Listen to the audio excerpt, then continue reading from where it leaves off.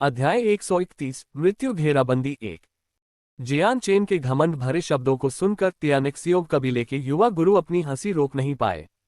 उन्होंने जियान चेन को ऐसे देखा जैसे वह बेवकूफ हो और फिर तिरस्कार में व्यंग्यात्मक लहजे में कहा, सिर्फ तुम अकेले। हम फिर ठीक है। मैं खुद देखूंगा कि तुम इस जाल से बच सकते हो या नहीं। मुझे दिखाओ कि तुम अपनी क्षमताओं से इन तियानेक्सियोव कबीले के भाड़े के सैनिकों को कितने हताहत कर सकते हो। युवा गुरु 100 से अधिक भाड़े के सैनिकों को लेकर आए थे, जिनमें से कम आधे महान संत स्तर के थे। वहां लगभग 1 दर्जन संत गुरु भी थे, इसलिए उन्हें विश्वास नहीं हुआ कि यह आदमी उनसे भाग पाएगा। जियान चेन के साथ इस तरह की अनावश्यक बातचीत में और अधिक सांस बर्बाद किए बिना युवा मास्टर ने अपना हाथ हिलाया और आदेश दिया, आगे बढ़ो। मैं इस घमंडी बदमाश को एक अच्छा सबक सिखाना चाहता हूं। युवा मालिक के पास खड़े कुछ भाड़े के सैनिकों ने एक दूसरे की तरफ देखा। एक व्यक्ति ने व्यंग्यात्मक लहजे में कहा, ये तो बस एक बदमाश है, हम सभी को आगे बढ़ने की कोई जरूरत नहीं है। तियानेक्सियोव के प्रतिनिधि भाड़े के सैनिकों में से एक की ओर मुड़ते हुए उसने आदेश दिया, तुम लोग जाओ और उस बदमाश को लेकर आओ। जी श्रीमान। बिना किसी हिचकिचाहट के उस आदमी के आदेश का पालन करते हुए समूह तुरंत 10 मीटर आगे चला गया जहां जियान चेन था। एक ठंडी निगाह से भाड़े के सैनिकों में से एक ने गुर्राते हुए कहा, बच्चे, ये सबसे अच्छा होगा कि तुम आज्ञाकारी होकर खुद को पकड़वा दो और हमारे साथ तियानेक्सियोव कबीले में लौट आओ। इस तरह से तुम्हें कम तकलीफ होगी, अन्यथा मैं गारंटी दे सकता हूं कि तुम्हें बहुत दर्द होगा। जियान चेन ने अपना सिर ऊंचा उठाया और अपनी मूल स्थिति में खड़ा हो गया। ये वह समय था जब वह अपनी क्षमता दिखा सकता था और चांदी की हल्की हवा वाली तलवार धीरे धीरे उसके हाथ में आ गई। उस पल में जियान चेन के चारों ओर का आभामंडल पूरी तरह से बदल गया। तियानेक्सियोव कबीले का हर व्यक्ति यह बता सकता था कि जियान चेन अपने कार्य के आधार पर क्या करने की योजना बना रहा था। आक्रमण करना। पहले बोलने वाला व्यक्ति चिल्लाया, जिससे भाड़े के सैनिकों के समूह ने अपने संत हथियारों को पुकारा और वे जियान चेन की ओर बढ़े। जियान चेन के चेहरे पर तिरस्कार का भाव था। जियान चेन, जो सेंट मास्टर स्तर के विशेषज्ञों को भी मार सकता था, के लिए ये साधारण सेंट उपयोगकर्ता देखने लायक भी नहीं थे। जिस क्षण कई लोग जियान चेन के पास पहुंचे, हल्की पवन तलवार अचानक धुंधली मृग तृष्णा में बदल गई और जल्दी से कई प्रेत तलवारों के रूप में बाहर निकल आए। उसी समय हमलावरों ने चीखना बंद कर दिया क्योंकि उनके गले से खून की धार बहने लगी। फिर धीरे धीरे खून के हल्के निशान दिखाई देने लगे और अंत में उनके कपड़ों को खूनी लाल रंग में रंग दिया क्योंकि खून अचानक उनके गले से बह निकला। अंत में सभी लोग एक साथ गिर गए। युवा मास्टर के पास खड़े कुछ भाड़े के सैनिकों के हाव भाव एक साथ बदल गए और उन्होंने एक दूसरे को देखा। वे अपने प्रतिद्वंद्वी की आंखों में देखकर बता सकते थे कि वह बहुत गंभीर था। जो लोग मारे गए थे वे संत स्तर के तोप के चारे थे जिनका इस्तेमाल जियान चेन की ताकत का पता लगाने के लिए किया गया था। किसी को भी उनकी मौत पर शर्म नहीं आई। हालांकि जब उन्होंने देखा कि जियान चेन ने लोगों को मारने के लिए किस तकनीक का इस्तेमाल किया था तो उनके दिल बैठ गए। उस पल वे केवल उसकी तलवार की धुंधली छवि देख सकते थे। जियान चेन की तलवार इतनी तेज थी कि वे अपनी दृष्टि से उसे मुश्किल से देख पा रहे थे। एक झटके में जियान चेन ने तियानेक्सियोव कबीले के भाड़े के सैनिकों के एक समूह को मार डाला और तुरंत ही वहां मौजूद सभी लोगों पर हावी हो गया। हालांकि रेस्तरां लोगों से खचाखच भरा हुआ था, लेकिन वहां एक तरह की खामोशी छाई हुई थी। तियानेक्सियोव कबीले के भाड़े के सैनिकों का समूह सभी हैरान होकर जियान चेन को देख रहे थे। उन्होंने कभी नहीं सोचा था कि जियान चेन जैसा युवा व्यक्ति उनके कबीले के इतने सारे लोगों से आसानी से लड़ सकता है। उसने तियानेक्सियोव कबीले के सामने ही भाड़े के सैनिकों को मारने की हिम्मत भी की थी। ये वाकई चौंकाने वाला और अप्रत्याशित था। तियानेक्सियोव कबीले ने 1 दर्जन से ज्यादा सालों तक वेक सिटी पर अपना दबदबा बनाए रखा था। हालांकि वे कई अलग अलग भाड़े के सैनिकों से भिड़ चुके थे, लेकिन उन्होंने कभी भी जियान चेन की उम्र के किसी ऐसे व्यक्ति के खिलाफ लड़ाई नहीं लड़ी थी जिसने अकेले लड़ने की हिम्मत की हो। ये वेक सिटी के पूरे इतिहास में पहली बार हुआ था। थोड़ी सी हिचकिचाहट के बाद युवा गुरु के बगल में बैठे सफेद वस्त्र पहने व्यक्ति ने धीमी आवाज में कहा, प्रिय साथी, मुझे नहीं पता कि आप कहां से आए हैं या आपको किस शिक्षक से शिक्षा मिली है, लेकिन आपको तियानेक्सियोव कबीले का विरोध क्यों करना चाहिए। इतनी कम उम्र में जियान चेन की ताकत का प्रदर्शन उसे एक उच्च स्तरीय विशेषज्ञ के रूप में दर्शाता है और तियानेक्सियोव कबीले के विशेषज्ञ यह अनुमान भी नहीं लगा सकते कि उसका समर्थन कौन कर रहा है। वे सभी इस बात से डरते थे कि जियान चेन को किसी ऐसे व्यक्ति का समर्थन प्राप्त है जिसे वे अपमानित नहीं कर सकते। अगर ऐसा होता तो शायद ये तियानेक्सियोव कबीले के लिए बहुत बड़ी मुसीबत लेकर आता। ये संभव था कि इतने लंबे समय तक वेक सिटी पर हावी रहने वाला तियानेक्सियोव कबीला ऐसे ही खत्म हो जाता। यह ऐसा नतीजा नहीं था जिसे उनमें से कोई भी देखना चाहता था। हालांकि ये भाड़े के सैनिक तियानेक्सियोव कबीले द्वारा नियोजित थे और वास्तव में उनसे जुड़े नहीं थे, फिर भी उनके साथ इतना बुरा व्यवहार नहीं किया गया। इतने लंबे समय तक कबीले द्वारा नियोजित होने के बाद भाड़े के सैनिकों ने कबीले के लिए कुछ भावनाएं विकसित कर ली थीं, और उनमें से कोई भी यह नहीं चाहता था कि कबीले को इतनी छोटी सी बात पर विलुप्त होने की निंदा की जाए। जियान चेन ने व्यंग्य किया। अपनी पिछली दुनिया में एक यात्री के रूप में अपने अनुभव के कारण उसने तुरंत अनुमान लगा लिया था कि वह आदमी क्या कहना चाह रहा था। मैं एक अकेला यात्री हूं, मैं कहां से आया हूं, यह आप सभी के लिए कोई महत्व नहीं रखता। जहां तक मेरे गुरु का सवाल है, मुझे खेद है, लेकिन आज तक मेरा कोई गुरु नहीं रहा। अंत में यह तुम्हारा तियानेक्सियोव कबीला था जिसने मुझे सबसे पहले उकसाया, तब से यह कब से बदल गया कि मैं ही संघर्ष करने वाला हूं। जियान चेन ठंडी हंसी। ये सुनकर कुछ अधीर उम्र के लोगों ने तुरंत सांस ली। इसके बाद पहले बात करने वाले आदमी ने कहा, तो बेहतर होगा कि तुम हमारे साथ तियानेक्सियोव कबीले में वापस आ जाओ, अन्यथा हम तुम्हारे प्रति थोड़ी भी दया नहीं दिखाएंगे। अगर तुम यहां से एक हाथ या पैर खोकर बाहर निकले तो ये बुरा होगा। जियान चेन को बिना किसी प्रयास के भाड़े के सैनिकों के समूह को खदेड़ते देखने के बाद इन लोगों में उसके खिलाफ लड़ने की कोई तीव्र इच्छा नहीं थी। हालांकि उन्हें भरोसा था कि वे जियान चेन को पकड़ सकते हैं, लेकिन उसकी तलवार की बिजली जैसी गति से वे डरते थे। अगर उन्हें चोट लग जाती तो उनके मुनाफे से ज्यादा मुनाफा नहीं होता। अगर वे बिना ज्यादा प्रयास के जियान चेन को पकड़ पाते तो वे बेहद खुश होते। अपने सपनों में जियान चेन ने व्यंग्य किया। जैसे ही लाइट विंड स्वॉर्ड तेजी से हवा में नाचने लगा, उसका दाहिना हाथ कांप उठा, उसकी नोक लोगों के समूह की ओर उड़ रही थी। तलवार क्यूई की एक बड़ी मात्रा ने एक बार फिर तलवार को घेर लिया। जब जियान चेन ने कहा, बकवास कम करो, अगर तुम कुछ करना चाहते हो तो जल्दी करो। जियान चेन के उकसावे ने पूरे तियानेक्सियोव कबीले को क्रोधित कर दिया। युवा स्वामी ने बहुत पहले ही अपना धैर्य खो दिया था। उसने तुरंत अपना हाथ हिलाया और दहाड़ते हुए कहा, तुम लोग वहां क्यों खड़े हो? जल्दी करो और उसे पकड़ो। यद्यपि युवा स्वामी के बगल में खड़े लोगों के इस समूह की स्थिति या पद कम नहीं थे, लेकिन ये स्पष्ट था कि उनकी रीढ़ अभी भी तियानेक्सियोव कबीले के युवा स्वामी थे। जिस क्षण उनके मुंह से शब्द निकले, लोगों का ये समूह आगे बढ़ने लगा। अध्याय 132 मौत की घेराबंदी 2। जियान चेन की आंखों में एक शक्तिशाली मारक आभा चमक उठी। तियानेक्सियोव कबीले के आगे बढ़ने का इंतजार किए बिना उसने हमला करने के लिए अपनी तलवार उठाई। नग्न आंखों से लगभग अदृश्य गति से लाइट विंड स्वॉर्ड ने जियान चेन की ओर बढ़ती तलवारों पर चमक बिखेरी। इतनी तेज तलवार के सामने समूह के सबसे ताकतवर लोग भी ठीक से अपना बचाव नहीं कर पा रहे थे। जैसे ही तलवार ने नीचे की ओर अपना चक्कर पूरा किया, भाड़े के सैनिक तुरंत जमीन पर गिर पड़े।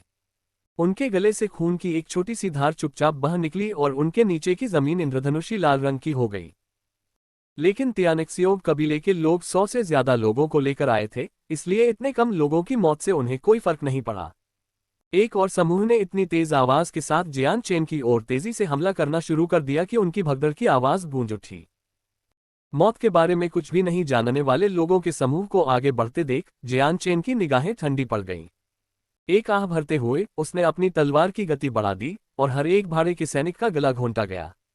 अपने दिल में वे जानते थे कि यह एक घातक प्रहार था और जियान चेन के अंदर दया की एक भी मात्रा नहीं थी। हालांकि जियान चेन जानता था कि तियानेक्सियोव कबीला वेक सिटी में एक प्रमुख कबीला था, लेकिन वह इस तरह के मामलों से बिल्कुल भी नहीं डरता था। अब जब वह एक बार फिर अकेला था तो उसके पीछे कोई नहीं था जिसकी उसे चिंता करनी पड़े, इसलिए चिंता करने की कोई बात नहीं थी। जियान चेन का दुबला शरीर लगातार उसके हमलावरों के बीच से गुजर रहा था, जबकि उसकी हल्की पवन तलवार लगातार इधर उधर चमक रही थी। उसकी तलवार के हर घुमाव के साथ एक और व्यक्ति गिर जाता था और उसकी भयंकर युद्ध शक्ति के कारण पूरा रेस्तरां अराजकता का स्थान बन गया था। कुर्सियां और मेजें जो पहले बड़े करीने से व्यवस्थित थीं, अब बिखरी हुई थीं, जबकि खाने के सुगंधित व्यंजन टूटकर जमीन पर गिर गए थे। दानव की तरह तेज जियान चेन ने एक के बाद एक भाड़े के सैनिकों को मार गिराया। कुछ ही सेकंड के अंतराल में अन्य 10 भाड़े के सैनिक गिर गए, जो फिर कभी नहीं उठे।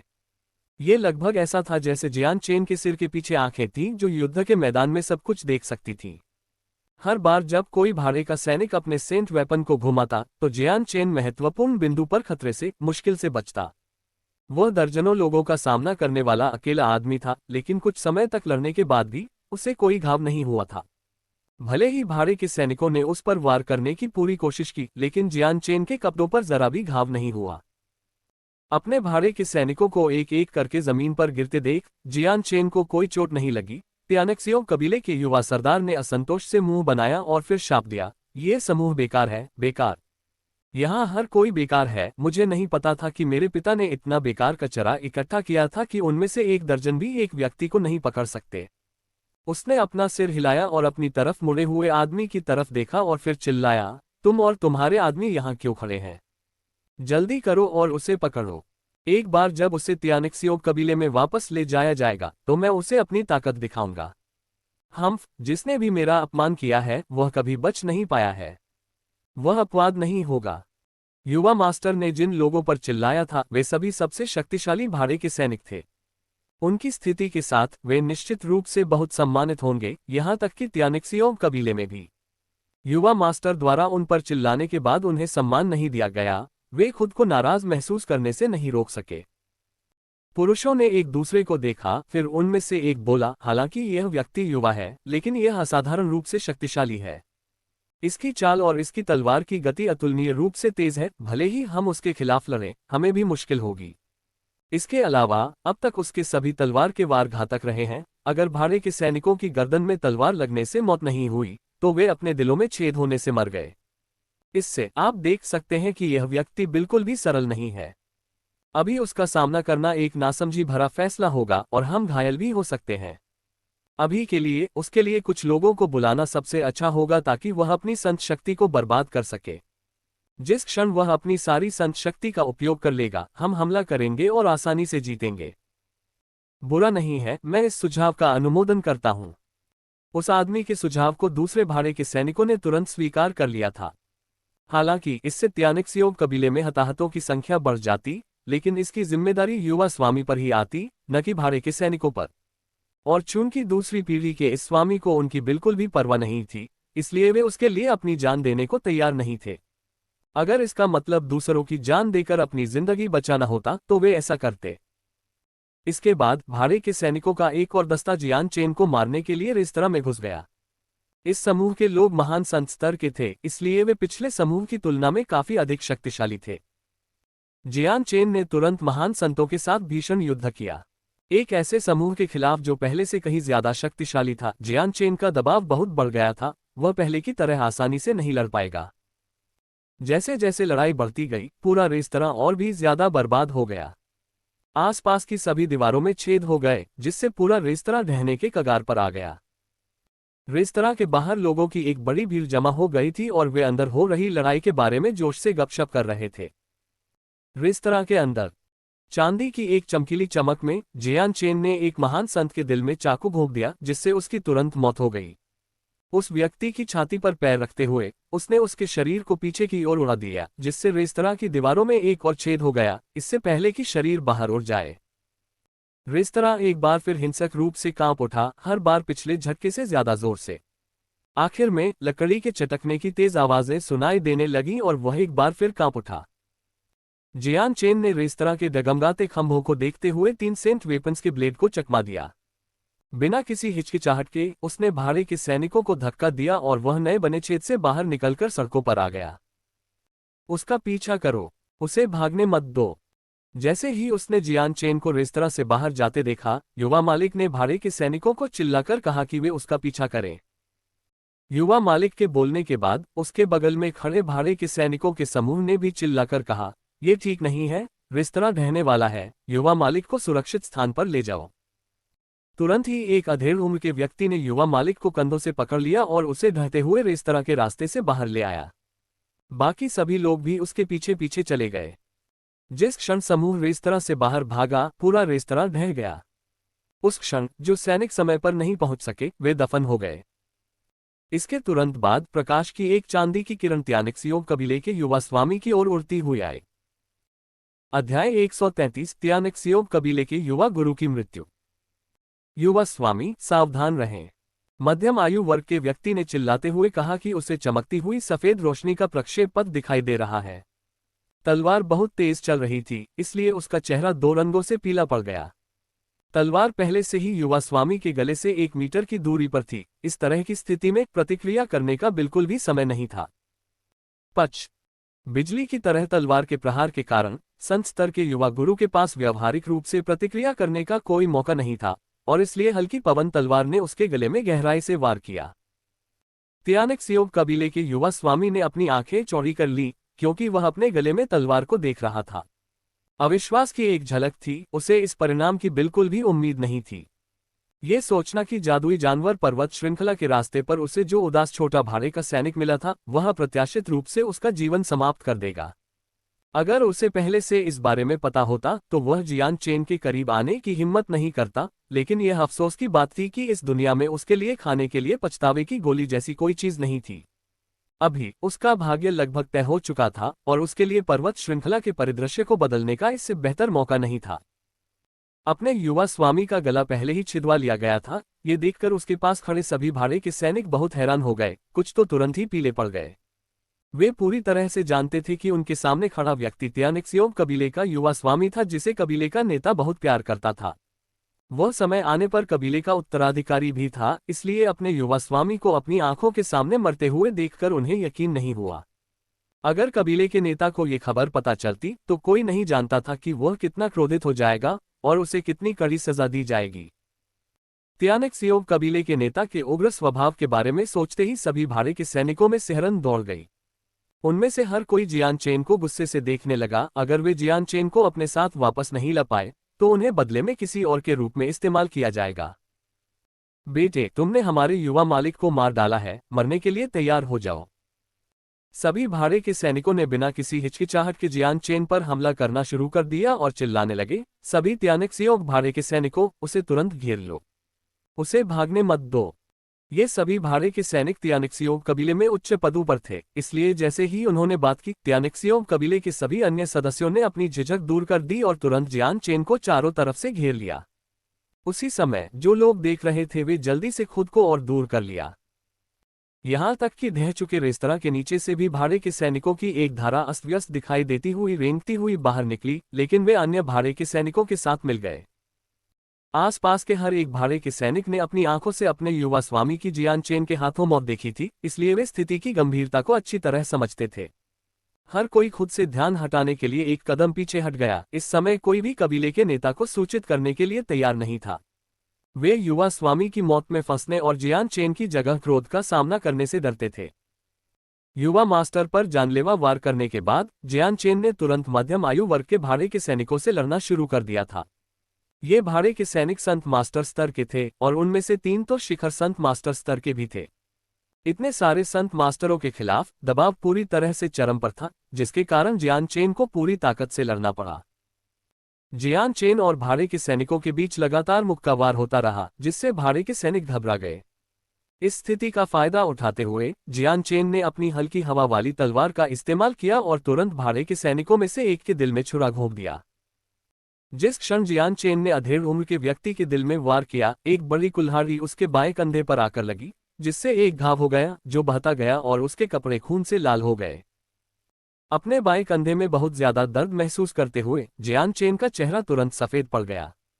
उसने उस आदमी की छाती से अपनी तलवार निकाली और तेजी से कुल्हाड़ी लेकर भाड़े के सिपाही पर वार किया। लाइट विंड स्वॉर्ड की चांदी की चमक को देखकर कुल्हाड़ी वाले व्यक्ति ने तुरंत अपनी आंखें संकुचित कर ली और अपने हथियार को वार को झेलने के लिए सामने लाया। वार के क्षण में वह व्यक्ति विस्फोटक बल द्वारा पीछे की ओर फेंका गया। डिंग! हल्की हवा वाली तलवार की नोक कुल्हाड़ी के ब्लेड में घुस गई थी, लेकिन तलवार के चारों ओर तलवार क्यूई की मात्रा के कारण इसने चमकदार ब्लेड में एक उल्लेखनीय गड्ढा छोड़ दिया था। एक तेज धातु जैसी आवाज सुनाई दी जब 5 संत हथियार एक साथ जियान चेन की ओर बढ़े और जियान चेन के लिए किसी भी संभावित भागने के रास्ते को काट दिया। प्रत्येक हथियार से निकलने वाली संत शक्ति की मात्रा इतनी थी कि हवा में भारी उतार चढ़ाव हो सकता था। जियान चेन की आंखों में झुंझलाहट चमक उठी, क्योंकि उसकी हल्की पवन तलवार पर तलवार क्यूई की मात्रा कई गुना बढ़ गई थी, जिससे तलवार पहले की तुलना में और भी धुंधली लग रही थी। एक फ्लैश में उसने 5 संत हथियारों पर हमला किया और प्रत्येक को एक झटके के साथ मारा। जबकि लाइट विंड स्वॉर्ड ने 5 संत हथियारों को रोक दिया था, जियान चेन का चेहरा थोड़ा सफेद हो गया क्योंकि उसका दाहिना हाथ थोड़ा हिलने लगा। यह संयुक्त प्रहार सभी 5 भाड़े के सैनिकों की एकीकृत ताकत थी जिसे आसानी से स्वीकार करना बेहद मुश्किल होगा। 5 भाड़े के सैनिकों के पीछे लगाई गई बड़ी मात्रा में ताकत की वजह से जियान चेन का पूरा दाहिना हाथ सुन्न हो गया था क्योंकि उसके अंदरूनी अंग भी अस्थायी रूप से हिल गए थे। हाँ, गुस्से से चिल्लाते हुए संत मास्टर्स ने जियान चेन को चैन की सांस लेने का मौका नहीं दिया। एक बार फिर उस पर हमला करते हुए ये भाड़े के सैनिक असाधारण रूप से चतुर थे। जब तक उनके हमले के तरीके में कोई छेद नहीं होता, जियान चेन के लिए गंभीर रूप से घायल हुए बिना खुद का बचाव करना मुश्किल होता। जियान चेन के चेहरे पर एक भयंकर भाव प्रकट हुआ जब वह अप्रत्याशित रूप से 5 संत हथियारों के सामने खड़ा था। उसकी हल्की पवन तलवार फिर प्रकाश की एक चांदी की लकीर में बदल गई और वह खतरनाक गति से निकटतम व्यक्ति की ओर उड़ी। पच! प्रकाश पवन तलवार को उस आदमी के गले में घुसते समय कोई बाधा नहीं मिली। उसी समय 5 संत हथियार जो उसे काटने के कगार पर थे, उनके संत बल पहले से ही उसके कपड़ों को छूने वाले थे। एक पल में जियान चेन का शरीर इस तरह मुड़ गया कि उसने 3 संत हथियारों को चकमा दे दिया, लेकिन शेष 2 ने उसकी पीठ और कमर पर वार किया।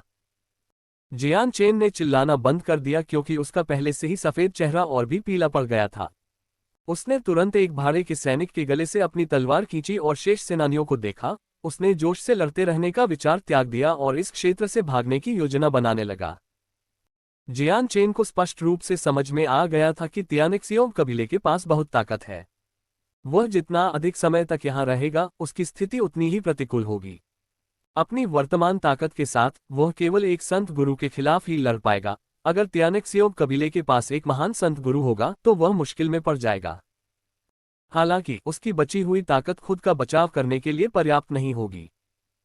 जियान चेन की भागने की योजना को भांपते हुए बचे हुए संत गुरुओं में से एक ने तुरंत चिल्लाकर कहा, उसे जल्दी से रोको, उसे भागने मत दो। अध्याय 134 तियानेक्सियों कबीले का क्रोध। यह महसूस करते हुए कि जियान चेन भागने की योजना बना रहा था, शेष बचे संत गुरुओं में से एक ने तुरंत चिल्लाकर कहा, उसे जल्दी से रोको, उसे भागने मत दो। सेंट मास्टर्स और जियान चेन को घेरने वाले सतर्क भाड़े के सैनिकों ने तुरंत जियान चेन को रोकने के लिए वीरतापूर्वक हमला किया। उनके हाथों में मौजूद सेंट वेपन्स तुरंत जियान चेन की ओर बढ़े, और यह जानते हुए भी कि जियान चेन कितना असाधारण रूप से शक्तिशाली था, जो लोग उसे रोकने के लिए आगे आए वे बिल्कुल भी नहीं डरे।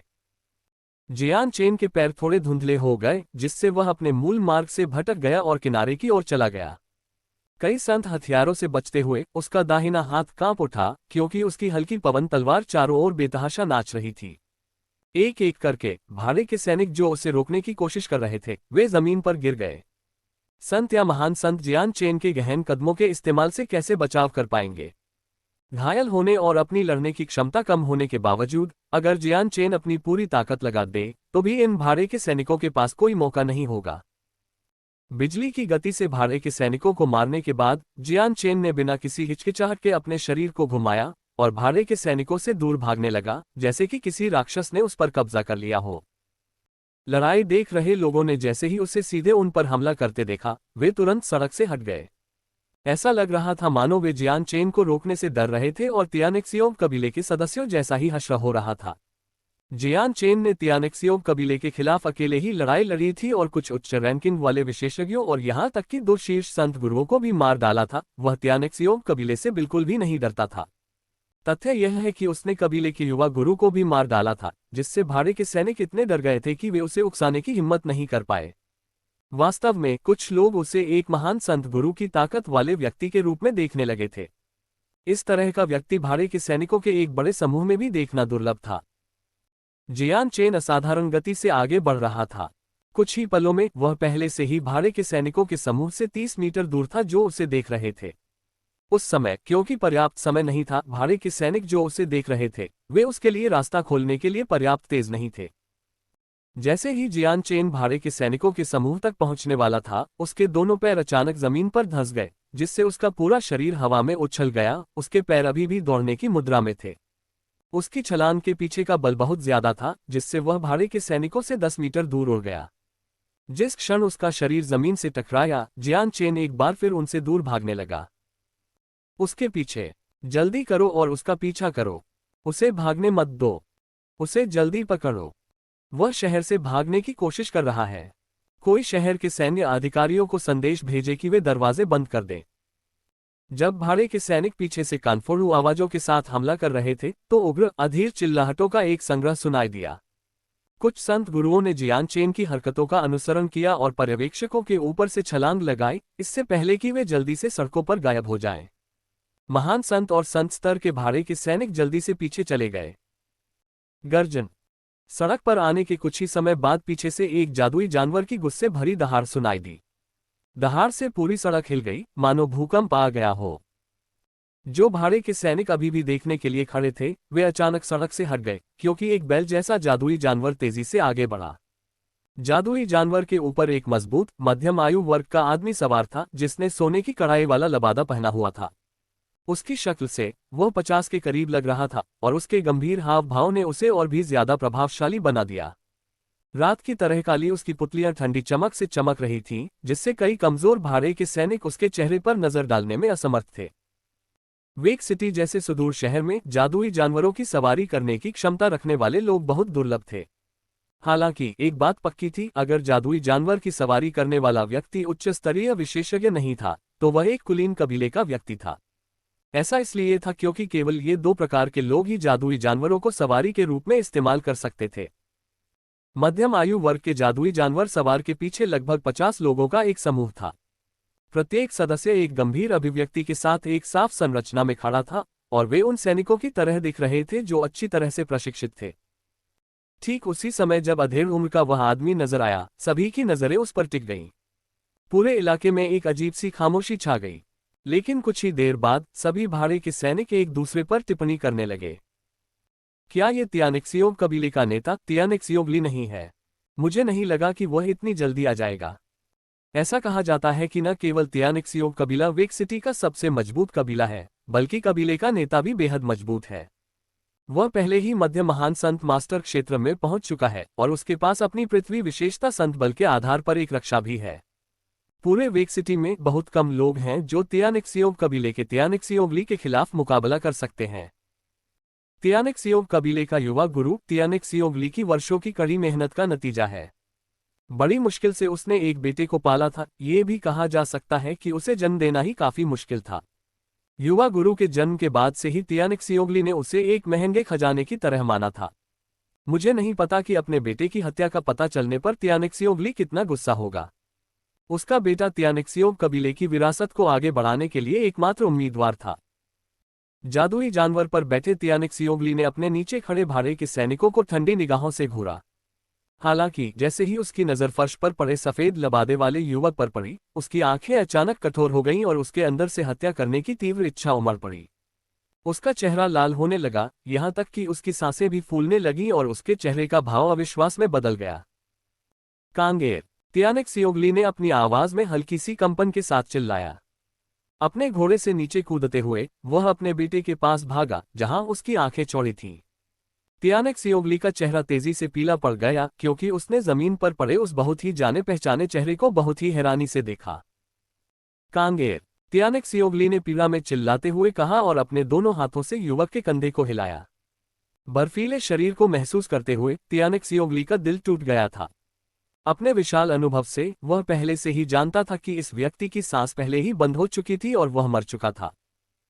कांगेर। कांगेर। तियानेक्सियोवली लगातार दुख में रोता रहा और उसकी आंखों से आंसू बहने लगे। उसकी आंखों से उसके साफ आंसू बहते हुए धीरे धीरे उसके बेटे के दृढ़ चेहरे पर बहने लगे और अंततः जमीन पर गिरकर टूट गए। तियानेक्सियोव कांग तियानेक्सियोवली का इकलौता वारिस था। अपने शरीर पर लगी चोट की वजह से वह लंबे समय से बच्चे पैदा करने में असमर्थ था। लेकिन ये बच्चा उसकी सबसे बड़ी उपलब्धि थी और वह हमेशा अपने इस बेटे से बहुत प्यार करता था। चूंकि उसके लिए बच्चे पैदा करना असंभव था, इसलिए तियानेक्सियोव कांग कबीले का सबसे प्यारा खजाना था। लेकिन अब जब तियानेक्सियोवली का गर्व और खुशी अचानक खत्म हो गई थी, तो उसके दिल पर इस तरह से हमला किया गया था और उसे कुचल दिया गया था जिसे शब्दों में बयां नहीं किया जा सकता। तियानेक्सियोवली की उम्र 40 से 50 साल के बीच लग रही थी, लेकिन ऐसा तियान युआन महाद्वीप के लोगों की सामान्य जीवन प्रत्याशा और साथ ही उनकी साधना के कारण था। वास्तव में वह पहले से ही 70 के दशक के आसपास था और जीवन में पहले लगी चोटों के कारण वह प्रजनन करने में पूरी तरह से असमर्थ था। किसने मेरे कांगेर को मारा? कोई फर्क नहीं पड़ता कि वह कौन है, मैं तियानेक्सियोवली उनके शरीर को 1000 टुकड़ों में फाड़ दूंगा। अध्याय 135 वेक सिटी से पलायन। वेक सिटी भले ही एक तृतीय श्रेणी का शहर था जिसमें स्थायी निवासियों की संख्या कम थी, लेकिन मैजिकल बीस्ट पर्वत श्रृंखला से इसकी निकटता और उनके आसपास उपजाऊ भूमि की मात्रा के कारण शहर में आने जाने वाले लोगों की संख्या निरंतर उच्च स्तर पर थी। वेक सिटी की सड़कों पर अनगिनत व्यापारी और फेरी वाले अपना माल बेचने की कोशिश कर रहे थे। कुछ दुकानें लगभग हर तरह की चीजें बेच रही थीं, लेकिन सभी दुकानों के बीच रेस्तरां उद्योग में प्रमुख स्थान रखते थे। कारवां में सवार भाड़े के सैनिक और व्यापारी एक दूसरे के साथ गपशप करते हुए सड़कों पर लगातार घूमते रहते थे। सड़कों पर होने वाला शोर वाकई इस बात का संकेत था कि वेक सिटी फल फूल रहा था।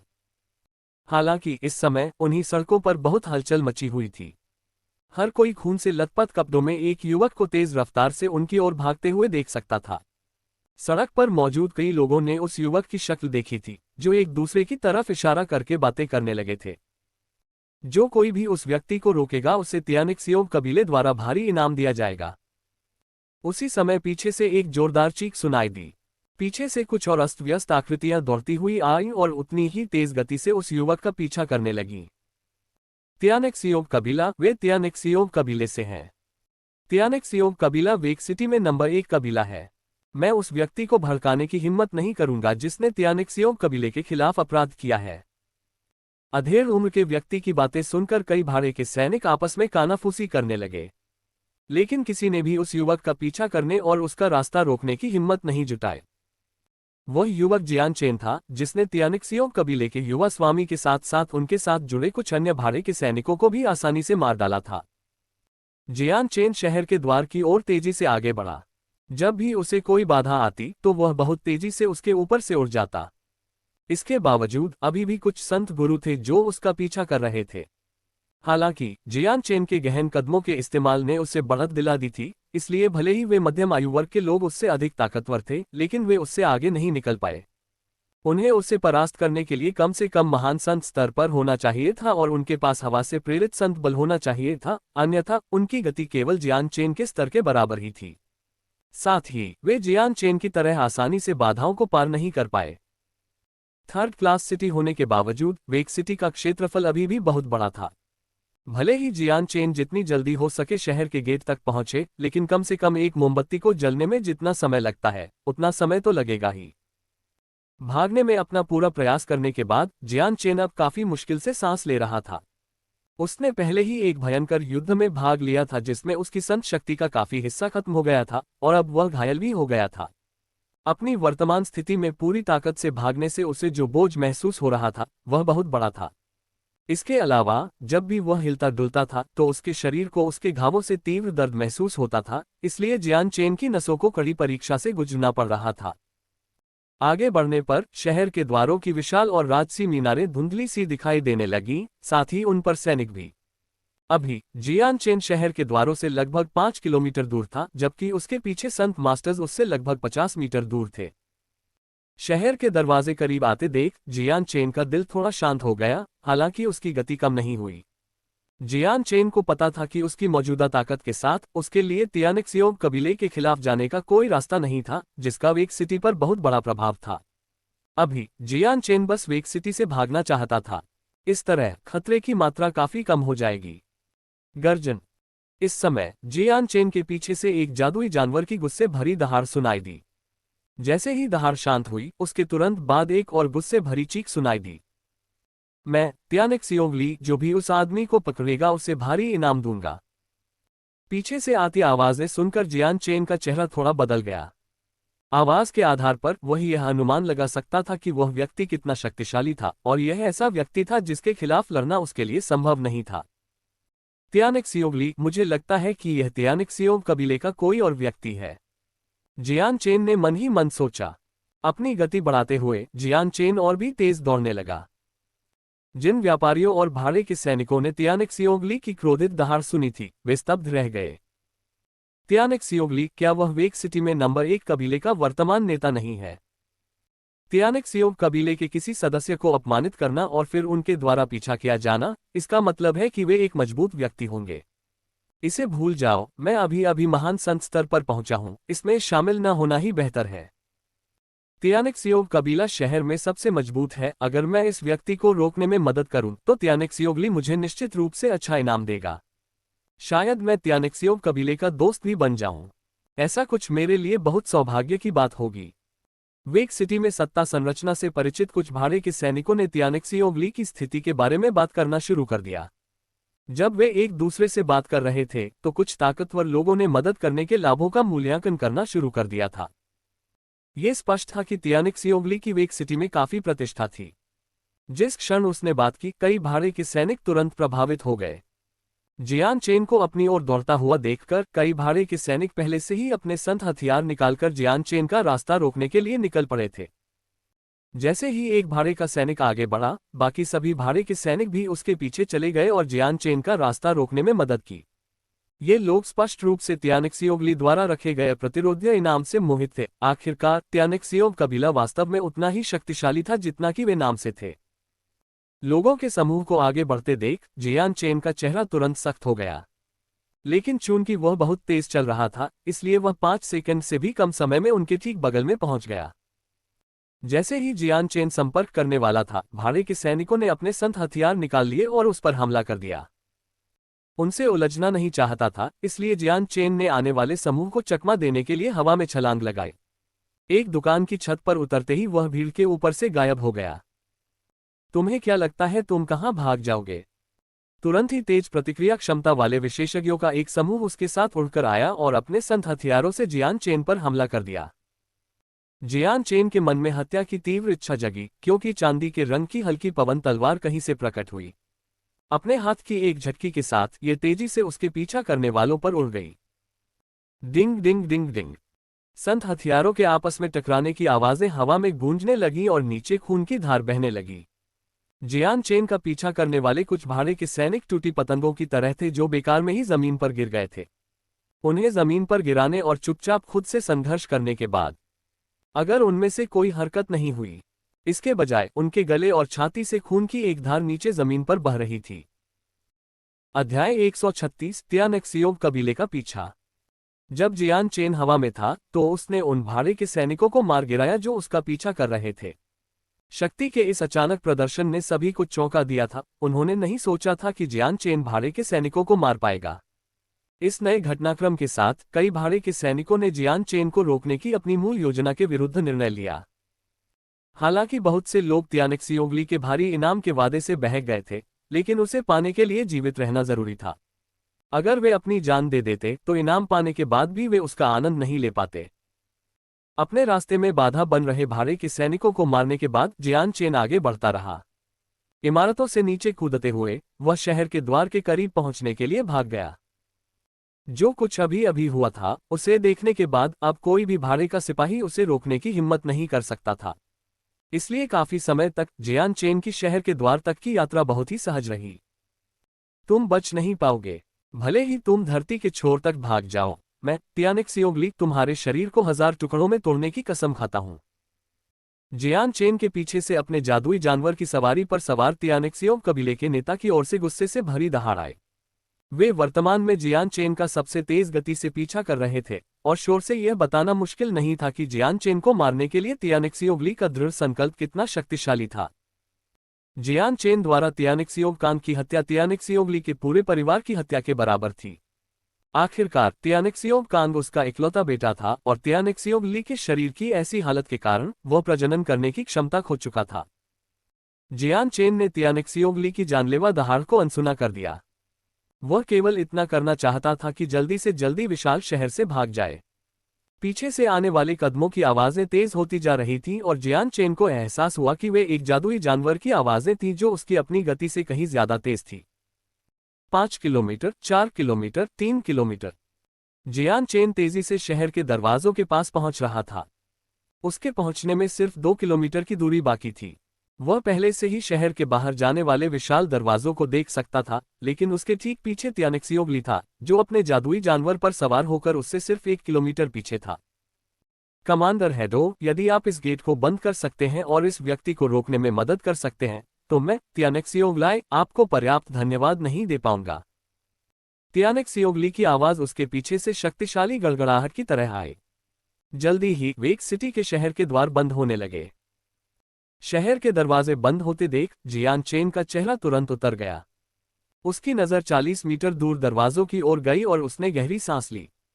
उसके शरीर के भीतर मौजूद संत शक्ति उसके शरीर में घूमने लगी, जिससे उसकी गति कुछ हद तक बढ़ गई। उसी समय जियान चेन अपने पिछले जीवन से सीखी हुई तकनीकों का इस्तेमाल कर रहा था। उसके दोनों पैर इतनी तेज गति से दौड़ रहे थे कि ऐसा लग रहा था जैसे उसके पैर जमीन पर फिसल रहे हों। हर 10 या 20 मीटर पर जब वह फिसलता था तो उसके पैर एक बार जमीन को छूते थे।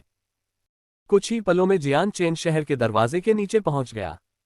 वहां पहले से ही भाड़े के सैनिकों का एक बड़ा समूह तेजी से बंद हो रहे दरवाजों के पास जियान चेन का इंतजार कर रहा था। उनमें से कई जियान चेन को कोस रहे थे। जियान चेन ने यह नजारा देखकर अपनी गति धीमी करने की जहमत नहीं उठाई। इसके बजाय उसके पैर धुंधले हो गए और वह 30 मीटर और दौड़ा, फिर शहर के दरवाजे पर छलांग लगाकर दीवार पर चढ़ने की तैयारी करने लगा। आखिरकार अपनी ताकत जुटाते हुए जियान चेन के पैर जमीन पर टिक गए और दीवार पर चढ़ने लगे।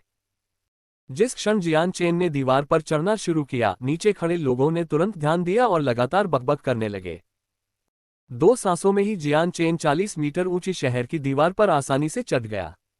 उसके दोनों पैर बिना किसी रुकावट के दीवार से नीचे उतर गए और वह दीवार के ऊपर खड़े एक गार्ड के सिर के ऊपर से उड़कर दूसरी तरफ नीचे उतर गया।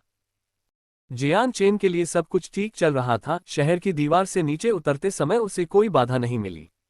यहां तक कि जब वह दीवार के ऊपर से गार्डों के सिर के ऊपर से उड़ रहा था तो वे केवल उसे चौड़ी आंखों से देख सकते थे।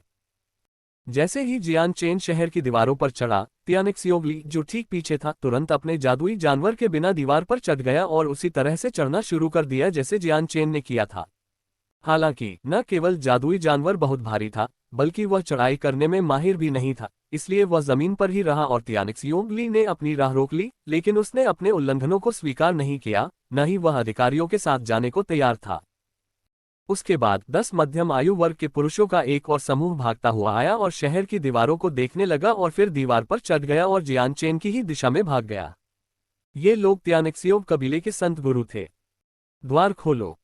जैसे ही ये लोग शहर से बाहर निकले, दरवाजों के पीछे से एक गहरी आवाज आई। कुछ ही देर बाद बंद दरवाजे धीरे धीरे चरमराते हुए खुलने लगे। दीवार पर 2 अधेड़ उम्र के आदमी खड़े थे। उनमें से एक ने लंबा सफेद लबादा पहना हुआ था, जबकि दूसरे ने काला कवच पहना हुआ था। उस समय 2 अधेड़ उम्र के आदमी शहर के बाहर दूर तक तेज रफ्तार से चल रहे लोगों के समूह को देख रहे थे। जब जियान चेन का समूह उनकी दृष्टि से ओझल हो गया तो कवच पहने हुए मध्यम आयु वर्ग के व्यक्ति ने अपने बगल में खड़े सफेद वस्त्र पहने व्यक्ति की ओर देखा और पूछा, कमांडर हेडो, आपने उसे क्यों नहीं रोका? सफेद लबादा पहने अधेड़ उम्र के आदमी ने मुस्कुराते हुए कहा, उसने तियानेक्सियोगली के इकलौते बेटे तियानेक्सियोग कान को मार डाला और मुझे अभी तक उसका शुक्रिया अदा करने का मौका भी नहीं मिला। मैं उसे क्यों रोकूंगा? बख्तरबंद आदमी कुछ देर के लिए रुका और ऐसा लगा जैसे उसने कुछ सोचा हो। वह मुस्कुराने लगा, जिससे ऐसा लगा कि वह दूसरे के दुर्भाग्य पर खुशी मना रहा था। शहर के बाहर बुखार से ग्रसित जियान चेन ने तियानेक्सियोगली की ओर देखा, जो पीछे से उसका पीछा कर रहा था। तियानेक्सियोगली को देखते ही उसका चेहरा भारी हो गया। हालांकि जियान चेन ने अभी तक उसके साथ लड़ाई नहीं की थी, लेकिन वह जानता था कि तियानेक्सियोगली उसका बराबर का प्रतिद्वंद्वी नहीं था। अपने पीछे के क्षेत्र को देखते हुए जियान चेन ने निराशा में अपने होठों को काटने से पहले कुछ देर तक सोचना शुरू किया और फिर जादुई जानवर पर्वत श्रृंखला की दिशा में भागने के लिए मुड़ गया। वह जानता था कि इस खुली जगह में उसके लिए दृढ़ निश्चयी तियानेक्सियोगली को चकमा देना संभव नहीं होगा। उसके लिए एकमात्र तरीका जादुई जानवर पर्वत श्रृंखला की ओर भागना था। वहां से वह उससे बचने के लिए जटिल जंगल और इलाके का फायदा उठा सकेगा। अपने और जियान चेन के बीच की खाई को और कम होते देख तियानेक्सियोगली की आंखें तुरंत लाल हो गईं। उसने अपनी शक्तिशाली जानलेवा आभा को बिल्कुल भी नहीं छिपाया और गुस्से में दहाड़ते हुए बोला, तुम मुझसे भाग नहीं सकते। जियान चेन ने अपने आसपास का जायजा लेने के लिए पीछे मुड़कर देखा। उसके और तियानेक्सियोगली के बीच सिर्फ 500 मीटर का अंतर था। इस स्थिति के आधार पर तियानेक्सियोगली के जादुई जानवर पर्वत श्रृंखला तक पहुंचने से पहले ही उसके साथ हो जाने की संभावना थी। जियान चेन ने अपने दांत भींचने से पहले थोड़ी देर के लिए हिचकिचाहट दिखाए। लाइट विंड स्वॉर्ड अचानक उसके दाहिने हाथ में आ गई। अगले ही पल जियान चेन की आकृति, जो आगे बढ़ रही थी, अचानक रुक गई। फिर वह अनायास ही तियानेक्सियोगली की ओर बढ़ गया। महान संत गुरु, मैं देखना चाहता हूं कि आप कितने शक्तिशाली हैं। अध्याय 137 एक महान संत गुरु से युद्ध। ये देखकर कि जियान चेन अब भाग नहीं रहा था बल्कि स्वेच्छा से उसकी ओर दौड़ रहा था, त्यानेक्सियोगली खुद को रोक नहीं सका और एक भयंकर मुस्कान के साथ दहाड़ते हुए बोला, हाँ आओ। मैं तुम्हारे शरीर को हजारों टुकड़ों में विभाजित करने जा रहा हूँ। नहीं, मरना तुम्हें बहुत आसानी से माफ करना होगा। मैं तुम्हें निश्चित रूप से नरक में जीने पर मजबूर कर दूंगा जहां तुम मरना पसंद करोगे। जैसे ही उसने ये कहा, त्यानेक्सियोगली के हाथ में अचानक एक चौड़ी कुल्हाड़ी आ गई। ये कुल्हाड़ी बहुत बड़ी थी, त्यानेक्सियोगली के लंबे और मजबूत शरीर के आकार से दोगुनी से भी ज्यादा। पूरी कुल्हाड़ी का रंग और चमक पीली मिट्टी की तरह थी और इसकी तीखी धार एक ठंडी खतरनाक चमक के साथ चमक रही थी। जियान चेन के हाथ में हल्की हवा की तलवार हवा में उड़ती हुई, एक हल्की हवा को चीरने वाली ध्वनि करती हुई जब वह त्यानेक्सियोगली की ओर बढ़ी। हे! त्यानेक्सियोगली ने एक जोरदार चीख लगाई और उसके हाथ में कुल्हाड़ी अचानक एक पीली चमक के साथ चमक उठी। फिर यह एक तीखी कान फाड़ने वाली चीख के साथ जियान चेन की ओर नीचे झुकी। ये सोचना कि यह पृथ्वी से संबंधित संत शक्ति है। कुल्हाड़ी पर पीली चमक देखकर जियान चेन की भारी अभिव्यक्ति और भी अधिक डूब गई। फिर उसने तुरंत त्यानेक्सियोगली के हमले से बचने के लिए अपनी लाइट विंड स्वॉर्ड को वापस खींच लिया। एक फ्लैश के साथ वह त्यानेक्सियोगली के बगल में दिखाई दिया और लाइट विंड स्वॉर्ड उसकी कमर की ओर घुस गई। त्यानेक्सियोगली ने उपहास किया। उसने अचानक कुल्हाड़ी पकड़ने वाले हाथों में से एक को छोड़ दिया और उसकी हथेली जल्दी से पीली रोशनी की एक परत से घिर गई। बस ऐसे ही वह जियान चेन की लाइट विंड स्वॉर्ड को पकड़ने के लिए दौड़ पड़ी। हल्की पवन तलवार को त्यानेक्सियोगली ने अपने दाहिने हाथ से कसकर पकड़ लिया था और तेज तलवार के ब्लेड ने अप्रत्याशित रूप से उसे बिल्कुल भी नुकसान नहीं पहुंचाया। जियान चेन की आंखों में हैरानी की झलक दिख रही थी। हालांकि उसने बहुत पहले ही पृथ्वी के गुण वाले लोगों की अद्भुत प्रतिभा के बारे में सुन रखा था, उनकी अत्यंत शक्तिशाली रक्षा, लेकिन उसे यह एहसास नहीं था कि यह इस हद तक होगा। इसके बाद जियान चेन की आंखें भयंकर रूप से चमक उठीं। अगले ही पल त्यानेक्सियोगली के दाहिने हाथ द्वारा कसकर पकड़ी गई लाइट विंड स्वॉर्ड ने अचानक शक्तिशाली तलवार की हुई उत्सर्जित की। इस मजबूत हमले के तहत त्यानेक्सियोगली के दाहिने हाथ के चारों ओर प्रकाश की पीली परत जल्दी से हल्की हो गई। ये दर्शाता है कि यह धीरे धीरे फैल रही थी। त्यानेक्सियोगली ने जल्दी से लाइट विंड स्वॉर्ड को छोड़ दिया। जिस क्षण उसका हाथ ब्लेड से हटा, उसके हाथ के चारों ओर की पीली चमक भी गायब हो गई। त्यानेक्सियोगली के हाथ पर एक पीले रंग का क्रॉस के आकार का घाव देखा जा सकता था और ताज़ा खून ने जल्दी ही उसकी पूरी हथेली को ढक लिया, जिससे वह लाल हो गई। उसकी नजरें एक बार भी जियान चेन से नहीं हटी जो उसके ठीक सामने खड़ा था। त्यानेक्सियोगली ने गुस्से में गुर्राहट के साथ जियान चेन पर ध्यान केंद्रित किया और फिर पूछा, बोलो, तुमने मेरे कांगेर को क्यों मारा? तुम्हें ऐसा करने के लिए किसने काम पर रखा था? ये देखकर कि त्यानेक्सियोगली से 10 फीट की दूरी थी, जियान चेन ने अपनी तलवार को थोड़ा नीचे किया और ठंडे स्वर में बोला, किसी ने मुझे कुछ करने के लिए नहीं कहा। यह तुम्हारा बेटा था जिसने मुझे सबसे पहले उकसाया। अगर तुम किसी को दोष देना चाहते हो तो खुद को दोष दो कि तुमने एक बच्चे को डींग मारने और जहां भी वह जाता है परेशानी पैदा करने के अलावा कुछ नहीं जानने की शिक्षा दी है। त्यानेक्सियोगली की निगाहें जियान चेन पर जम गईं और फिर एक बार पूछा, क्या वाकई कोई ऐसा व्यक्ति नहीं था जिसने तुम्हें मेरे बेटे को मारने के लिए कहा था? तुम्हें किसी के बलि का बकरा बनने से डरने की जरूरत नहीं है। अगर तुम मुझे अभी बता दोगे तो मैं तुम्हें जल्दी से जल्दी मौत दे दूंगा। मैंने तुम्हें पहले ही बता दिया है। यह तुम पर निर्भर है कि तुम इस पर विश्वास करना चाहते हो या नहीं। जियान चेन ने जवाब दिया। यह देखकर कि जियान चेन के शब्दों में झूठ का कोई संकेत नहीं था, त्यानेक्सियोगली ने उस पर विश्वास करने से खुद को नहीं रोका। अपना मुंह खोलते हुए उसने कहा, तो ऐसा लगता है कि यह मेरी गलती थी। मैं कांगेर के प्रति बहुत नर्म था और इसलिए कांगेर मेरी वजह से मर गई। जैसे ही उसने बात की, जियान चेन त्यानेक्सियोगली की आवाज में दुख और अफसोस सुन सकता था। इस समय कुछ ही दूरी पर 10 लोगों का एक समूह तेजी से आगे बढ़ रहा था। त्यानेक्सियोगली के पीछे लोगों के समूह को देखकर जियान चेन का मूड खराब हो गया। अगर वह त्यानेक्सियोगली जैसे किसी व्यक्ति के खिलाफ खुद का बचाव नहीं कर सकता था तो 10 और सेंट मास्टर्स के साथ जियान चेन निश्चित रूप से आज यहां मर जाएगा। अपनी लाइट विंड स्वॉर्ड को वापस अपने शरीर में समाहित करते समय जियान चेन के पैर तुरंत जमीन पर टकराए, जिससे मिट्टी का एक ढेर ऊपर की ओर उड़ गया। अपने शरीर में मौजूद सेंट फोर्स को अपने हाथों में केंद्रित करते हुए उसने मिट्टी को आगे की ओर पटक दिया। तुरंत मिट्टी का वह ढेर एक विशाल धूल के बादल में बदल गया जो त्यानेक्सियोगली की ओर उड़ गया और उसकी दृष्टि को अवरुद्ध कर दिया। इस नए अवसर को पाकर जियान चेन ने संकोच नहीं किया। जादुई जानवर पर्वत श्रृंखला की ओर बढ़ते हुए उसका स्वरूप तुरंत धुंधला हो गया। धूल के बादल की वजह से तियानिक्सियोगली की दृष्टि पर बहुत बुरा असर पड़ा और वह अपने आसपास बिल्कुल भी नहीं देख पा रहा था। जियान चेन के अचानक हमले से बचने के लिए वह तुरंत धूल के बादल वाले इलाके से पीछे की ओर कूद गया। हालांकि जैसे ही उसने देखा कि जियान चेन ने भागने का विकल्प चुना है, वह गुस्से से भड़क उठा, तुम भाग नहीं सकते। अपनी बात खत्म करने से पहले ही उसने जियान चेन का पीछा करना शुरू कर दिया।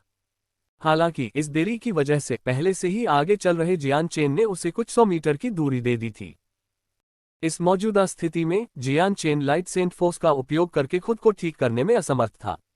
उसे सबसे ज्यादा जरूरत थी कि वह तियानिक्सियोगली के क्रोध से बचने के लिए पूरी गति से मैजिकल बीस्ट माउंटेन रेंज की ओर भाग जाए। वेक सिटी जादुई जानवर पर्वत श्रृंखला से केवल 20 किलोमीटर दूर था। जियान चेन अपनी जान पर खेलता हुआ जादुई बेस्ट पर्वत श्रृंखला के करीब पहुंच गया था। पहाड़ के बाहरी इलाके में स्थित जंगल में पहुंचने पर उसे जंगल का घना हिस्सा दिखाई दिया। तियानिक्सियोगली, जो अभी भी पीछे से उसका पीछा कर रहा था, पहले से ही अनुमान लगा सकता था कि जियान चेन क्या करने की योजना बना रहा था। कुछ हिचकिचाहट के साथ उसने अपनी विशाल कुल्हाड़ी निकाली जो उसके हाथों में रोशनी में चमक रही थी। तियानिक्सियोगली ने एक विस्फोटक चीख निकालने से पहले अपनी कुल्हाड़ी अपने सिर के ऊपर रखी और नीचे की ओर झूल गया। तभी एक 2 मीटर लंबा पृथ्वी जैसा दिखने वाला सेंट फोर्स रंग का अर्धचंद्राकार चांद जियान चेन की ओर उड़ता हुआ आया। अपने पीछे भारी मात्रा में ऊर्जा का उतार चढ़ाव महसूस करते हुए जियान चेन ने इधर उधर देखने की जहमत नहीं उठाई, बल्कि बचने के प्रयास में एक तरफ भाग गया। अर्धचंद्राकार ऊर्जा की शक्ति जियान चेन की पीठ के पास से गुजर चुकी थी। इस बार जियान चेन की अच्छी किस्मत ने उसे एक बार फिर बचा लिया था। टकराना। पृथ्वी संत बल एक विशाल चट्टान से टकराया, जिसके परिणामस्वरूप एक तेज आवाज निकली और ऊर्जा चारों दिशाओं में बिखर गई। पत्थर, जो पहले 2 लोगों की ऊंचाई और 3 मीटर चौड़ा था, कई टुकड़ों में फट गया जो हर जगह उड़ गए। पत्थर से उड़े कई टुकड़े जियान चेन से टकराए। जियान चेन ने अपनी ओर आने वाले हर पत्थर के टुकड़े से बचने की पूरी कोशिश की थी, लेकिन उनकी संख्या इतनी अधिक थी कि वे आकाश को ढकने के लिए पर्याप्त थे। वहां पहले से ही कुछ नुकीले पत्थर थे जो उसकी सुरक्षा को भेद कर आगे निकल गए थे। इस दुर्भाग्यपूर्ण दुर्घटना के कारण जियान चेन की आवाजाही निश्चित रूप से बाधित हो गई। बच्चे, अपनी मौत स्वीकार करो। पीछे से एक जोरदार दहाड़ आए। ये तियानिक्सियोगली था, जिसने अपनी कुल्हाड़ी ऊपर उठाई हुई थी और बड़ी मात्रा में सेंट फोर्स इस्तेमाल करने के लिए तैयार था। अध्याय 138, जंगल से हत्या करने का मौका। एक पल में जियान चेन के हाथ में लाइट विंड स्वॉर्ड दिखाई दिया। अगले ही पल तलवार क्यूई की एक बड़ी मात्रा तलवार के चारों ओर बहने लगी, जिससे वह सभी को धुंधली दिखाई देने लगी। जियान चेन के हाथ से अलग होकर ये चांदी की रोशनी की एक लकीर बन गई और अविश्वसनीय गति से तियानिक्सियोगली की कुल्हाड़ी की ओर उड़ गई। डिंग। लाइट विंड स्वॉर्ड और कुल्हाड़ी एक दूसरे से टकराए, जिससे धातु के धातु से टकराने की आवाज पैदा हुई। हमले के बाद लाइट विंड स्वॉर्ड पर तलवार क्यूई की मजबूत मात्रा और कुल्हाड़ी पर पृथ्वी संत बल एक दूसरे के खिलाफ प्रत्येक धक्का के साथ मंद होने लगे। तब एक बड़ी शॉकवेव उत्पन्न हुई, जो दोनों हथियारों के केंद्र के रूप में कार्य करते हुए फैल गई, जिसने जियान चेन को बल से पीछे धकेल दिया। लाइट विंड स्वॉर्ड को पीछे की ओर धकेला गया और फिर धीरे धीरे तैरते हुए रुक गया। जहां वह पहले था, वहां से 10 मीटर दूर रुकते हुए वह हिंसक रूप से हिलने लगा, इससे पहले कि तलवार क्यूई की एक और लहर तलवार को घेर लेती और एक बार फिर आगे की ओर उछलती। फुट। इस समय लाइट विंड स्वॉर्ड ऐसा लग रहा था जैसे उसके पास खुद का दिमाग हो। हवा में यात्रा करते हुए एक तीखी आवाज के साथ वह बिना किसी और देरी के तियानिक्सियोगली की ओर उड़ गई।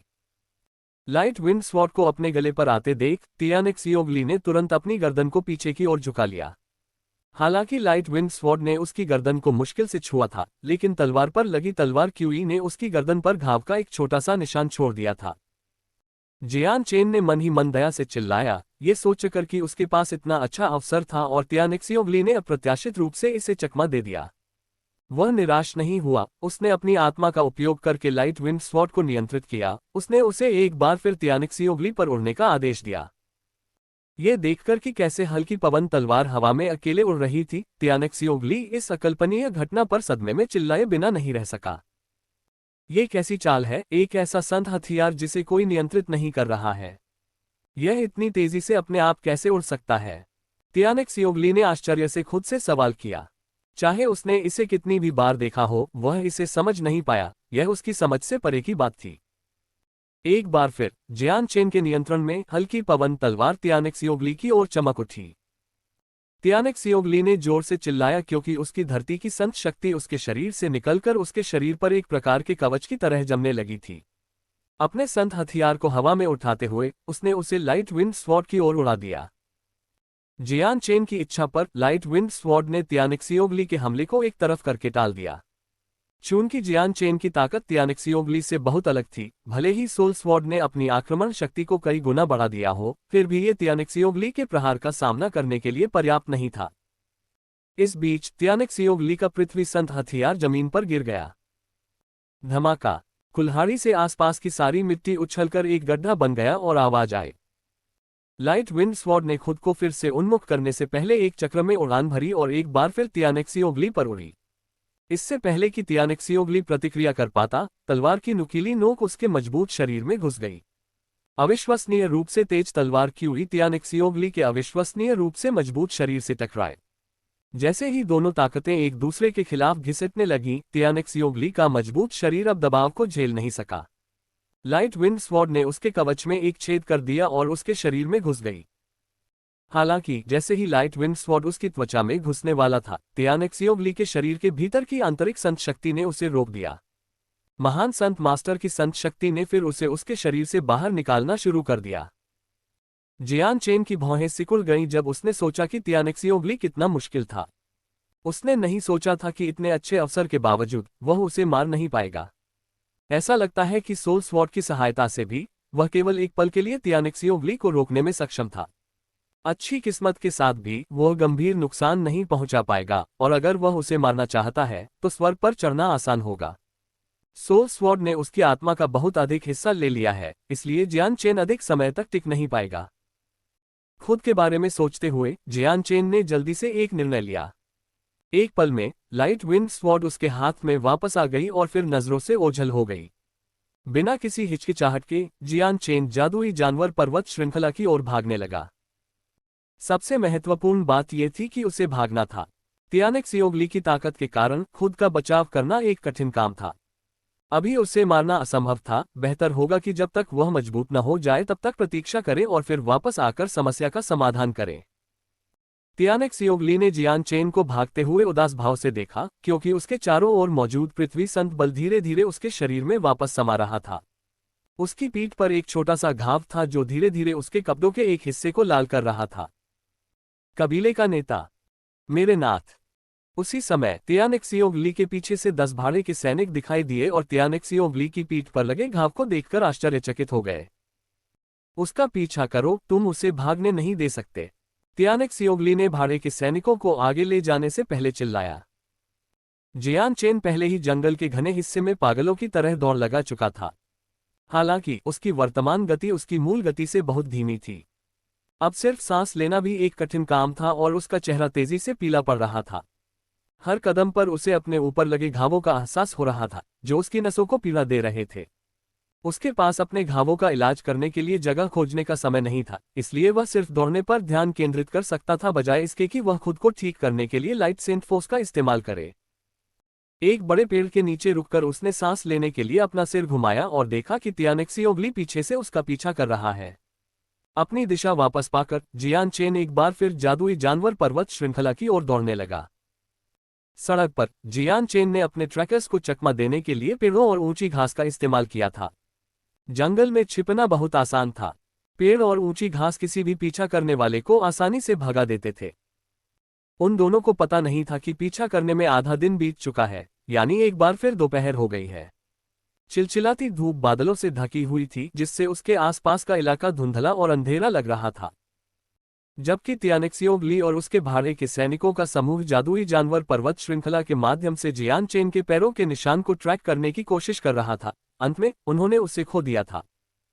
तियानेक्सियोगली ने अपने आसपास की ऊंची घास को गुस्से से घूरते हुए एक भयानक भाव से देखा।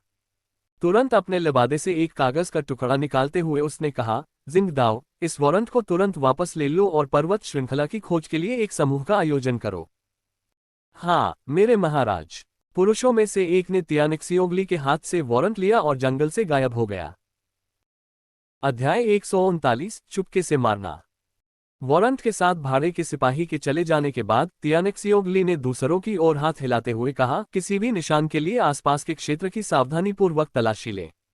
मैं जानना चाहता हूं कि वह कहां भाग गया। जियान चेन का पता न चलने के बाद तियानेक्सियोगली और उसके भाड़े के सैनिकों का समूह केवल उसके द्वारा छोड़े गए निशानों की तलाश करने की उम्मीद कर सकता था, लेकिन यह एक ऐसा कार्य था जो काफी कठिन था। जादुई जानवर पर्वत श्रृंखला के घने जंगल में जियान चेन एक बड़े पेड़ के नीचे पीला चेहरा लिए बैठा था। अपने शरीर में पत्थर के टुकड़ों को सावधानीपूर्वक चुनने के लिए अपनी हल्की पवन तलवार का उपयोग करते हुए उसके कपड़े पूरी तरह से लाल होने लगे थे। हर बार जब लाइट विंड स्वॉर्ड की नोक उसके शरीर में घुसती तो दर्द की एक नई लहर जियान चेन के अंदर घुस जाती। दर्द के लगातार स्रोत ने जियान चेन की नसों की परीक्षा ले ली थी और हर अतिरिक्त क्षण के साथ उसका माथा पसीने से भीग जाता था। जब उसके शरीर से आखिरी पत्थर का टुकड़ा निकाला गया तो जियान चेन ने आखिरकार राहत भरी आवाज निकाली। ऊर्जा के बिना वह चौड़े पेड़ के तने पर लेट गया और शांति से गहरी सांसें ली। थोड़ी देर आराम करने के बाद जियान चेन ने अपने आसपास के माहौल पर ध्यान केंद्रित किया और पाया कि वह फिर से शांत हो गया है। क्रॉस लेग्ड पोजीशन में बैठे हुए सफेद रोशनी का एक गोला धीरे धीरे दिखाई दिया और जियान चेन को उसमें लपेट लिया। ये दूधिया सफेद रोशनी के गोले में बदलने से पहले कुछ पलों तक जियान चेन के शरीर को ठीक करता रहा। इस बिंदु तक जियान चेन का शरीर पूरी तरह से डूब चुका था। बाहर से आप उसके शरीर की केवल एक धुंधली रूपरेखा देख सकते थे। 1 घंटे तक जियान चेन उस दूधिया सफेद रोशनी में डूबा रहा, फिर वह धीरे धीरे खत्म होने लगी। कुछ ही देर बाद उसका शरीर उसमें साफ साफ दिखाई देने लगा। इस बार जियान चेन के चेहरे पर अब वह पीलापन नहीं था, बल्कि उसकी सामान्य स्वस्थ चमक वापस आ गई थी। उसके शरीर पर लगे विभिन्न घाव अब पूरी तरह से गायब हो चुके थे और उसके शरीर पर एक भी निशान नहीं बचा था। हालांकि जियान चेन अभी भी अपनी अचेतावस्था से बाहर नहीं आया था। वह अपने भागने में इस्तेमाल की गई खोई हुई सेंट फोर्स को याद करता रहा। उसने जो इस्तेमाल किया था वह कम नहीं था और उसके शरीर के भीतर मौजूद सेंट फोर्स लगभग पूरी तरह से खत्म हो चुकी थी। इस तथ्य के कारण कि वह न केवल जादुई जानवर पर्वत श्रृंखला में था जहां जादुई जानवर उसे ढूंढ सकते थे, बल्कि त्यानेक्सियोग के आदमी भी उस क्षेत्र की खोज कर रहे थे। इसलिए जियान चेन बस इतना ही कर सकता था कि अपने शरीर की इष्टतम स्थिति को बनाए रखने की कोशिश करे ताकि वह किसी भी खतरे का सामना करने में सक्षम हो सके। जियान चेन को पता ही नहीं था कि कितना समय बीत गया था। उसका शरीर वास्तव में 6 घंटे तक एक ही स्थिति में बैठा रहा और लगातार अपने संत बल को फिर से भरता रहा। एक भी पल में उसका शरीर नहीं हिला, न ही उसकी आंखें खुली। ये लगभग ऐसा था जैसे वह एक भिक्षु था जो गहन ध्यान अवस्था में चला गया था और अपने आसपास की भौतिक दुनिया के बारे में पूरी तरह से जागरूकता खो चुका था। तभी एक पेड़ के पीछे से एक पतला अजगर चुपचाप जियान चेन की ओर सरकता हुआ आया। पेड़ के चारों ओर कुंडली मारते हुए वह रुका, फिर धीरे धीरे फिर से उसकी ओर बढ़ा और कुछ ही देर बाद उसने अपने छोटे छोटे जबड़े खोलने शुरू कर दिए। जैसे ही सांप उससे 1 फुट से भी कम दूरी पर था, क्रॉस लेग्ड जियान चेन ने अचानक अपनी आंखें खोली। उसकी आंखों में एक ठंडी चमक दिखाई दी, जैसे ही लाइट विंड स्वॉर्ड उसके दाहिने हाथ की हथेली में दिखाई दिया और बहुत तेज गति से अजगर पर वार किया। पच! हल्की पवन तलवार ने उस जगह को सटीक रूप से छेद दिया जहां हृदय स्थित था। तलवार क्यूई की इतनी बड़ी मात्रा के साथ अजगर का हृदय तुरंत फट गया। अजगर की ओर देखे बिना ही उसने अपने शरीर में लाइट विंड स्वॉर्ड को वापस ले लिया और पेड़ के बगल में बैठ गया। अपनी आंखें बंद करके वह अपनी आत्मा को पुनः प्राप्त करने का प्रयास करता रहा। जबकि ऐसा लग रहा था कि वह एक भिक्षु की तरह गहन ध्यान की अवस्था में था, वास्तव में वह अपने पर्यावरण पर कड़ी नजर रख रहा था। एक ऐसे क्षेत्र में जहां जादुई जानवर घूमते थे, उसने अपनी संत शक्ति को पुनः प्राप्त करने की कोशिश करते हुए लापरवाही करने की हिम्मत नहीं की। 4 या 5 फुट लंबा अजगर अब पेड़ के तने से नीचे गिर गया क्योंकि वह उसके चारों ओर कुंडली मारे रहने में असमर्थ था। नीचे गिरते ही उसने एक गहरी फुफकार भरी और फिर एक पल के लिए जमीन पर तड़पने लगा, फिर स्थिर हो गया। 4 घंटे बाद जियान चेन ने एक बार फिर अपनी आंखें खोली और पेड़ की शाखा पर खड़ा हो गया। उसने अपने स्पेस बेल्ट से कपड़ों का एक और सेट निकाला और उसे पहन लिया। यह देखते हुए कि अब अंधेरा हो चुका था, वह उस क्षेत्र को छोड़ने का फैसला करने से पहले कुछ देर सोचने लगा। जियान चेन ने अपने आसपास ध्यान से देखा कि कहीं त्यानेक्सियोग कबीला आसपास तो नहीं है। इस समय वह अपने घावों से पूरी तरह से उबर चुका था और यहां तक कि उसकी सेंट फोर्स भी इष्टतम स्थितियों में वापस आ गई थी। अब जब वह जादुई जानवर पर्वत श्रृंखला में था, जिसके जटिल इलाके थे, जियान चेन को भरोसा था कि अगर वह फिर से त्यानेक्सियोगली से टकराया तो वह आसानी से पीछे हटने में सक्षम होगा, पिछली लड़ाई के विपरीत जहां ये खुली जगह में हुई थी। तभी पीछे से हल्की सी सरसराहट की आवाज आए। जैसे ही उसने वह आवाज सुनी, जियान चेन का दिल रुक गया। वह जल्दी से पास के एक पेड़ की शाखा पर चढ़ गया जो पत्तियों की वजह से नजर नहीं आ रही थी। कुछ ही देर बाद सफेद कपड़े पहने कुछ पुरुषों का एक समूह धीरे धीरे नजर आया। इस तरह की जीवनशैली बहुत थका देने वाली है। हम सभी का एक समूह जादुई जानवर पर्वत श्रृंखला में जाता है और हमें सिर्फ एक व्यक्ति मिलता है जिसका एक भी चित्र नहीं है। फिर हम कैसे दिखेंगे?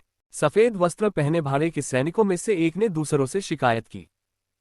हाँ, हम तो ये भी नहीं जानते कि यह व्यक्ति कैसा दिखता है। अगर हम उसके सामने भी आ जाएं, तो हम उसे कैसे पहचान पाएंगे? एक दाढ़ी वाले अधेड़ व्यक्ति ने कहा। अरे मेरे साथी भाइयों, क्या तुम जानते हो कि कबीले का नेता क्यों चाहता था कि हम इस आदमी की इतनी बुरी तरह से तलाश करें? एक व्यक्ति ने उत्सुकता से पूछा। मैंने सुना है कि तियानेक्सियोव कांग को इस आदमी ने मार डाला था। तियानेक्सियोव कांग हमारे तियानेक्सियोव कबीले का एकमात्र वारिस है। तुम मुझे बताओ, अगर तुम्हारा बेटा मारा जाता तो क्या तुम क्रोधित नहीं होते?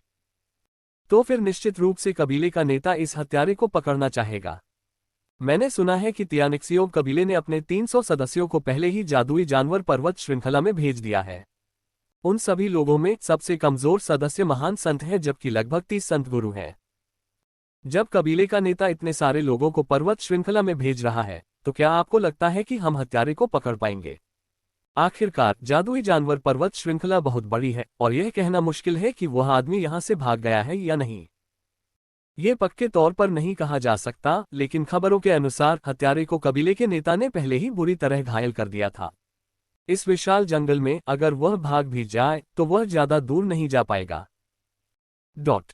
भाड़े के सैनिकों का समूह इस तरह बातें करने लगा मानो वे किसी का शिकार करने के बजाय सैर कर रहे हों। जैसे ही ये भाड़े के सैनिक विशाल वृक्ष के नीचे चले, ऊपर की पत्तियां अचानक हिलने लगीं, क्योंकि एक व्यक्ति अपनी हल्की पवन तलवार के साथ नीचे के समूह पर वार करने के लिए तैयार होकर बाहर आया। पच! जैसे ही इन भाड़े के सैनिकों ने अपना सिर ऊपर उठाया, तलवार पहले ही एक आदमी की भौहों के बीच में घुस चुकी थी।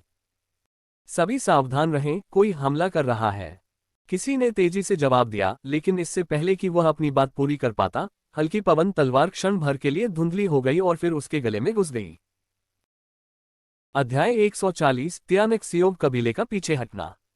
उस समय तक शेष भाड़े के सैनिकों ने अंततः अपने आश्चर्य पर काबू पा लिया और लड़ने के लिए अपने संत हथियार निकाल लिए। तलवार चलाने वाले तलवारबाज ने खुद को हवा में घुमाया और आने वाले हमलों से बचते हुए शान से जमीन पर उतरा। उसकी तलवार से निकलने वाली तलवार क्यूई ने धीरे धीरे उसके चारों ओर की हवा को ढक लिया। इसने जल्द ही उसके भीतर मौजूद भाड़े के सैनिकों को भी अपनी चपेट में ले लिया। जब तक तलवार क्यूई खत्म हुई, तियानेक्सियोव कबीले के सभी सदस्य जमीन पर गिर गए और उनके गले में छेद हो गया। उनके घावों से खून की एक धार नीचे धरती पर रिसने लगी। अपनी तलवार वापस लेते हुए जियान चेन ने शांत भाव से जमीन पर पड़े सदस्यों की ओर देखा और फिर कहा, आपने मुझे काफी उपयोगी जानकारी दी है। 30 संत गुरु और 200 से अधिक महान संत, तियानेक्सियोव कबीला वास्तव में बिल्कुल भी कमजोर नहीं है। ये सोचना कि वे मुझे खोजने के लिए जादुई जानवर पर्वत श्रृंखला में इतने सारे लोगों को भेजेंगे, इसमें कोई आश्चर्य की बात नहीं है कि वे विक सिटी में नंबर 1 कबीला हैं। जियान चेन एक पल के लिए चुप हो गया, फिर उसके चेहरे पर धीरे धीरे मुस्कान आने लगी। तो अगर तुम मुझे जाने नहीं दोगे तो मुझे उग्र होने का दोष मत दो, मैं फिर तुम्हारे साथ खेलूंगा। पलक झपकते ही कई दिन बीत गए और उन दिनों की अवधि में जियान चेन ने जगह जगह घूमकर तियानेक्सियोव कबीले के लोगों से निपटने पर ध्यान केंद्रित किया। हालांकि जियान चेन आमतौर पर बदला लेने वाला नहीं था, लेकिन वह जवाबी हमला न करने वाला भी नहीं था। तियानेक्सियोव कबीले द्वारा इस तरह उकसाए जाने और धमकाए जाने के बाद अगर वह कोई कदम नहीं उठाता तो वह खुद को जियान चेन नहीं कह पाता। जियान चेन द्वारा मारे गए लोगों की संख्या पहले ही लगभग 200 तक पहुंच चुकी थी। उनमें से 10 संत मास्टर विशेषज्ञ थे, बाकी सभी महान संत थे। इस तरह के विनाशकारी नुकसान के साथ तियानेक्सियोव कबीले के लिए भी इससे उबरना मुश्किल होगा, क्योंकि वे अपनी जड़ों तक क्षतिग्रस्त हो गए थे। तियानेक्सियोव कबीले को ये बात अच्छी तरह से पता थी, लेकिन उन्होंने इसे ठीक करने के लिए कोई कदम नहीं उठाया।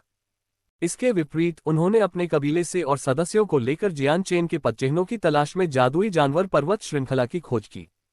तियानेक्सियोव ली निश्चित रूप से अपने मृत बेटे का बदला लेना चाहता था, चाहे इसके लिए उसे कितनी भी बड़ी कीमत चुकानी पड़े। पिछले कुछ दिनों में जो कुछ हुआ था वह वेक सिटी में सभी को पता था। त्यानेक्सियोव कबीला 10 साल से अधिक समय तक मुख्य शासक शक्ति रहा था, इसलिए त्यानेक्सियोगली की प्रतिष्ठा भी बहुत स्पष्ट कही जा सकती थी। स्थायी आवासीय भाड़े के सैनिक और व्यापारी सभी जानते थे कि त्यानेक्सियोगली कौन था और वह कितना शक्तिशाली था। त्यानेक्सियोव कबीले के वारिस त्यानेक्सियोव कान की हत्या की खबर और त्यानेक्सियोगली द्वारा हत्यारे को खोजने के लिए जादुई जानवर पर्वत श्रृंखला में क्रूर दिखने वाले भाड़े के सैनिकों के एक समूह को लाने की खबर ने वेक सिटी में बहुत हंगामा मचा दिया था। इस विषय पर भाड़े के सैनिकों और व्यापारियों ने एक कप चाय और एक प्लेट भोजन के साथ समान रूप से बात की। हालांकि जो कोई भी त्यानेक्सियोव कान को मारने के लिए इतना दुस्साहस करता था, कोई नहीं जानता था कि वह व्यक्ति कौन था। इस रहस्यमय हत्यारे के बारे में उन्हें केवल एक ही बात पता थी कि वह एक बहुत ही युवा व्यक्ति था, बाकी हर विवरण अज्ञात था।